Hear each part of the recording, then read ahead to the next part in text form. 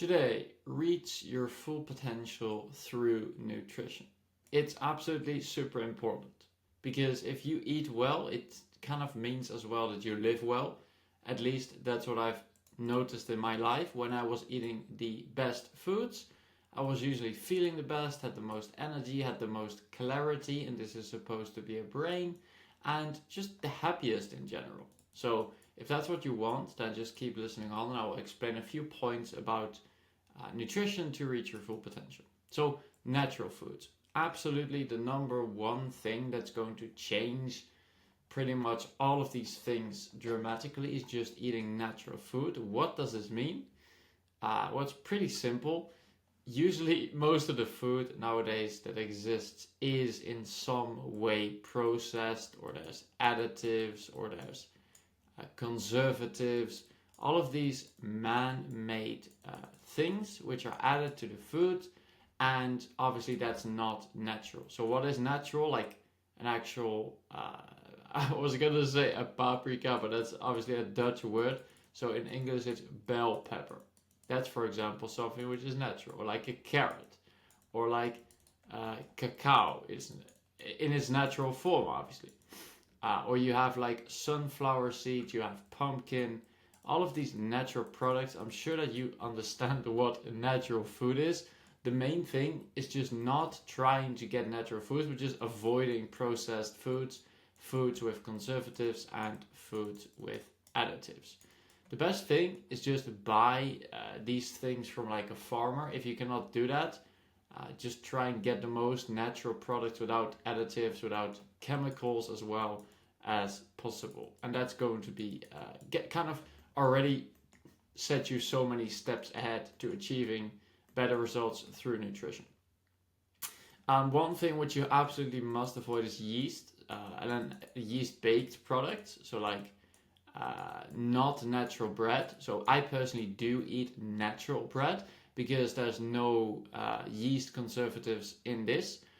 Because what happens, I think, is when yeast baked products like bread or bagels are baked, then they say that the yeast disappears, but apparently the spores remain. So like the spores of the yeast, because yeast is, I think, the bacteria or the fungi, and these spores do actually enter the body. So the yeast obviously disappears, but the spores remain. So the yeast enters the body, and this creates a pretty ideal environment for cancer cells to develop. I was going to draw like a skull. I don't even know how how I was going to draw this like this. And this creates pretty ideal conditions for cancer cells to develop. So definitely avoid yeast baked goods like bread or bagels or stuff like this. Just make it natural. Get some vegetables, get some groceries. You can also eat meat or eggs, but just make sure that it's like at least chickens that haven't eaten like bad foods. Because if the chicken eats bad food, then you eat the chicken and you also eat the bad food. Same with meat. Make sure it's actually grown on grass-fed cows, not like other stuffed cows. Because once again, if you eat the meat, then you basically eat as well in a part what the cow eats. It's part of the food chain, which you might have heard of. So just make sure it's natural. Okay, just can keep it simple. Second thing is eat less but more often. We just remove the skull. Basically keep meals simple. We are used to mixing and matching and adding all of these things and combining and slicing and doing this and blah blah blah blah blah. Way too complicated, not just for yourself, obviously in the kitchen, but also for your stomach, because your stomach is like, okay, I have this food and this food and this food, and we all need to break them down, and all this needs to go here and this needs to go here. It's complete chaos. So what you actually, what I am doing, so I'm not saying you should do this. What I am doing is trying to keep meals as simple as possible. 1 to 2 main vegetables or kind of like items of the meal. Can also be meat or eggs, but just 1 to 2 main things which are actually not vegetables. So this was actually what I'm trying to say. Non-vegetable things, and then you can add like 3 to 4 vegetables to this meal, and then maybe like some herbs or some seeds. A little bit of additional stuff or oil is allowed. But the main thing is just keep 1 to 2 main non-vegetable things, like for example potatoes, just keep potatoes as like the main thing, or just keep eggs as the main thing, or just keep meat as the same thing. I'm going to explain shortly what you can combine or what's best to combine. But outside of this, just keep it simple.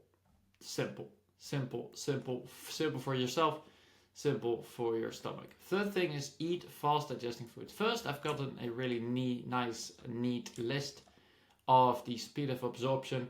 These foods absorb the fastest, so you want to eat these first in the day as well as first in the meal. So you start your day with fruit, and then you go and eat bread, and then you go and eat like legumes or porridge or fish, and then you go eat meat and eggs. You see, so this is the start of the day and the start of the meals. So if you eat a meal with vegetables, fresh vegetables and bread, first eat the fresh vegetables, then eat the bread. If you eat a meal with fish and meat, first eat the fresh fish, then eat the meat. Kind of works like this. Now, another thing is that protein and carbs ideally should be kept separate because they're digested in different environments. One in an acid environment, one in a alkaline, I think it's called, environment. So if you look at this list as well, the main proteins are usually down here, the carbs are up here. So carbs are usually also digested faster. So what you want to do is just don't mix protein and carbs. Don't go eating potatoes, which is carbs, and meat, which is protein. Simple. And last one, drink more water. So water is incredibly beneficial, not just because your brain is 70% water, I believe, but also because your body is like 70% water, or even more, like 80% water, and because the earth is like a lot of water.